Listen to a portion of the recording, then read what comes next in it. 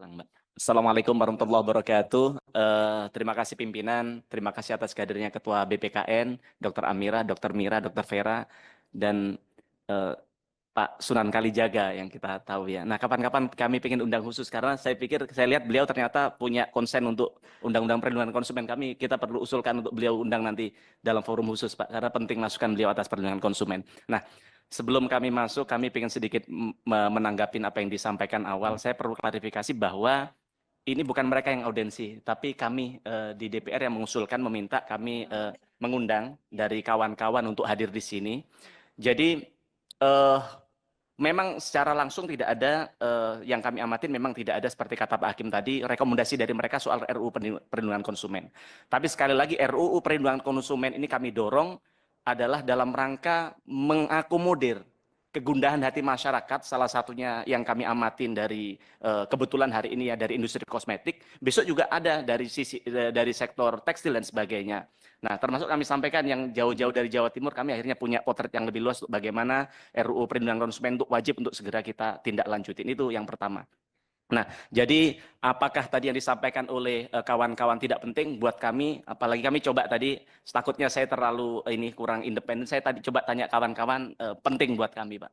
Nah, terus kemudian atas hal ini, oh ya, terus yang kedua, yang diundang sebenarnya bukan hanya dari Dokter Ika, Dokter Vera, Dokter Amira, tidak. Di tempat ini sebenarnya juga kami undang ya pimpinan ya, yang kita undang juga Sela Sokia, juga kemudian Dokter Richard, ya, tapi kami belum tahu seperti apa update-nya kok tidak hadir begitu, tapi tetap melalui kesempatan hari ini, mungkin mereka mendengarkan, kami tunggu kapan sanggupnya mereka datang di tempat ini. Jangan sampai kehadiran mereka dianggap DPR ini berat sebelah, tidak. Kami hadir di sini, semua harus tahu positioning kami adalah kami ingin bagaimana konsumen kami tidak terugikan ke depan, begitu aja. Nah, kemudian Pak Ketua BPKN, jadi saya pikir tadi banyak sekali masukan, Pak, yang menurut kami kalau Bapak setiap ketemu selalu bicara soal anggaran dan sebagainya, Pak. Memang iya, salah satu RUU Perlindungan Konsumen selain soal masukan dari para korban tadi adalah salah satunya karena kegundahan hati kami melihat anggaran yang terlalu kecil begitu dari perlindungan. Kami berkomitmen untuk bagaimana kami perjuangkan agar ke depan punya taring lebih kuat. Tapi jangan kemudian itu jadi alasan, Pak. Bapak mau jadi ketua BPKN kan sudah tahu anggarannya kecil, sudah tahu kekuasaan yang tidak besar. Kalau Bapak tidak sanggup melakukan sesuatu, sudah Bapak mundur saja dari tempat ini. Maka harapan kami seperti dulu zaman pahlawan di Surabaya, Pak. Bagaimana kalau kata pimpinan tadi ini BPKN punya pistol tapi tidak punya peluru sehingga tidak bisa bunuh orang. Apa tidak bisa? Bisa, Pak. Zaman dulu ketika perjuangan di Surabaya, mereka tidak punya pistol, tidak punya peluru, tapi mereka menggunakan bambu runcing. Maka Bapak juga harus bisa melakukan itu. Apa yang bisa Bapak lakukan untuk kemudian hal ini bisa terurai, Pak? Maka kenapa kami mengundang mereka semua di tempat ini? Kami tidak punya kepentingan apapun, tidak ada. Kami risih di media sosial kami, saya termasuk, mohon izin, ini Teh Rika ini salah satu yang menginisiasi untuk menghadirkan kawan-kawan ini. Kami terima kasih Teh Rika ya. Beliau yang salah satu yang mendukung untuk bagaimana kami menghadirkan. Karena apa? Kami ada kerisauan di hati kami setiap hari mereka ngetek. Saya tidak tahu, walaupun 1-2 ada. Seperti katanya tadi dari Jawa Timur, saya ngerasakan juga. Buzzer-buzzer mereka luar biasa. Dananya tidak terbatas.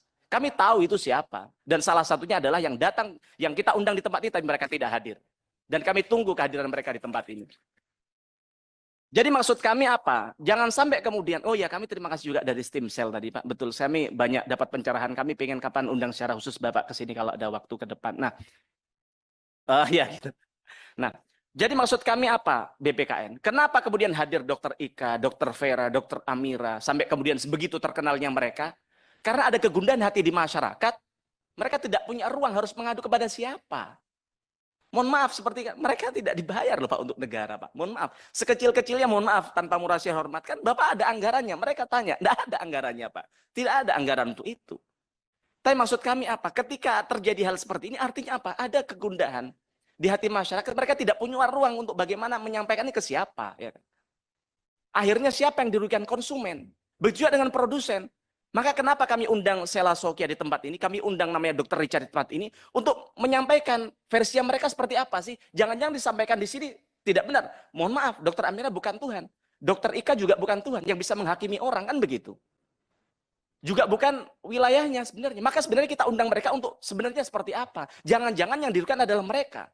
Jangan-jangan mohon maaf, salah satu dari sini adalah oknum yang melakukan yang seperti katanya, walaupun itu sudah menjadi domainnya penegak hukum, kami tidak mau bicara itu di situ. Tapi artinya di sini konsumen dirugikan, produsen juga merasa dirugikan, Pak.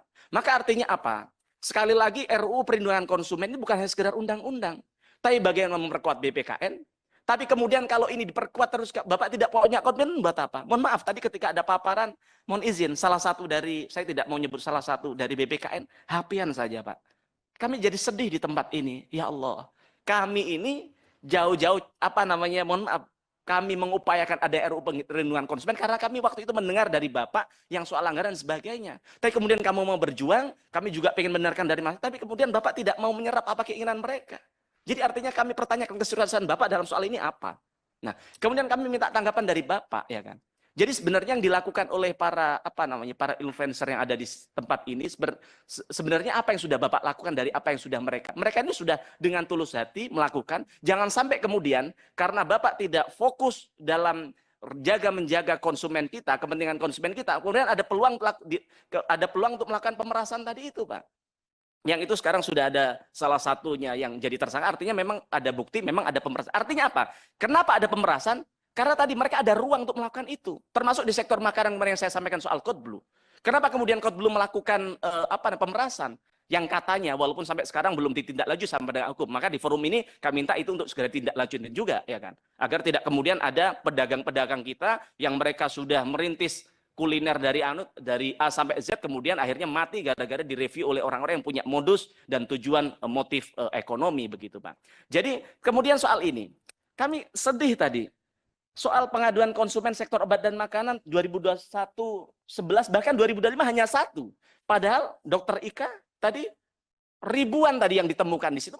Mohon maaf, tanpa aduan dari orang Bapak kan bisa melihat tuh di media sosial atau di e-commerce dan sebagainya. Oh ya, pimpinan nanti ke depan kami usulkan juga dari Shopee, TikTok dan sebagainya kita undang ke sini untuk bagaimana produk-produk yang berbahaya itu tidak serta-merta bisa ongkang-ongkang kaki bisa jualan di sana, pimpinan.